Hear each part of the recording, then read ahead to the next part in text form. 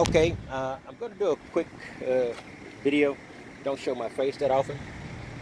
I don't even shave that often because I don't like looking in the mirrors. I don't think there's anything wrong with me. I just don't find myself particularly interesting.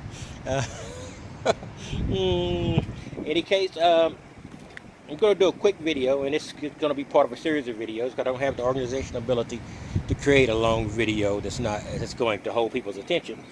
So basically, what I'm basically looking at here is old vans and what you can expect. And I'm gonna give you first the most complicated one and the one that'll drive you the nuts the most. So let me switch back to the van view. All right, now in vans, the most frustrating thing I found when using this van is this. I bought it at an old van. I bought it from a lady who used it very rarely. So I was under the assumption that maintenance would be a little bit lax on it. Not but just because it wasn't used very often, and old things need usage or they begin to deteriorate. So I had to do a series of things, ball joints, tie rods, tires. Haven't had to do bearings yet, but I have been told that bearings could be an issue in the future. I didn't have any rust issues. This is a lifetime or lifespan of the vehicle Texas van, so that was a good move. So those are the things that I expected. But the things that really drive you nuts when you do these old vans are gremlins. I've had a series of really odd gremlin type events. Still, I'd have no idea what tank I'm running on at any given time. This thing has a dual tank system. Sometimes it switches, sometimes it doesn't. Sometimes I can be going down the road, it starts to spit, I flip to the other tank, voila, it works. I still haven't figured out a logic behind that. So what I'm thinking is it might be an issue of some weird wiring issues, and that's basically the thing is the gremlins. My gremlin today was, I've had an issue with the car when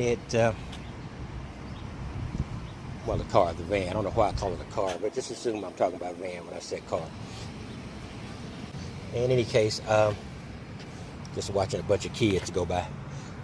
In any case, what I did was this. This van is 30 years old, exactly 30. It's 1991, and it's maybe 29, but it's 2019, so it's a year older than its model number, of course. Its build date, very likely.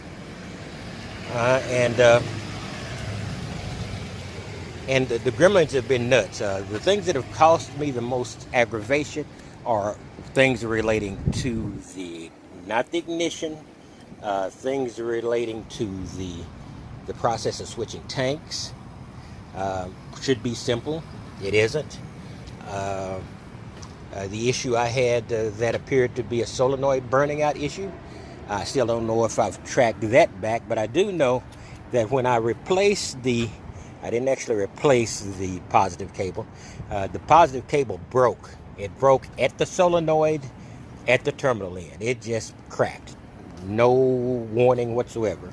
And then when I tightened up the other terminal end to the connecting to the battery, the post on the battery, it broke. So I had to, it broke in half, so I basically bungeed it connection sufficiently to hold it, went up to Walmart, and then bought a post terminal. I already had a small terminal for the other end. I had to take it off of an existing wire I'd used for some other purpose, and then just beat it to heck in, and that's what's in there now. But I do have a new one. So what I'm going to do is on the new one, I'm going to replace the one that I've patched together eventually, which might mean today, and put in that whole new cable.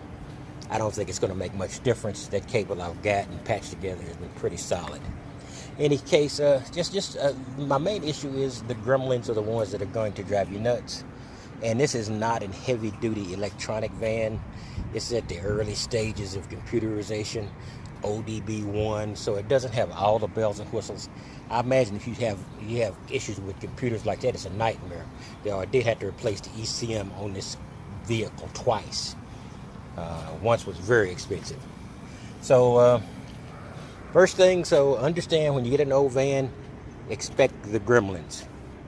You know, this thing is about half my age, and so, you know, it's probably about half as tore down as I am, which doesn't give me a whole lot of hope for the future. All right, I will talk to you later, and I will be back, and I'll be talking about things like suspension, gas tank, all of which I've had issues with, and some I've already mentioned. But remember, the one thing is the gremlins. Understand the gremlins are going to occur, and they're going to be the hardest to diagnose and the most expensive to fix and diagnose, with the exception of the engine and the transmission, potentially. All right, I'll talk to you later, and you have a wonderful day.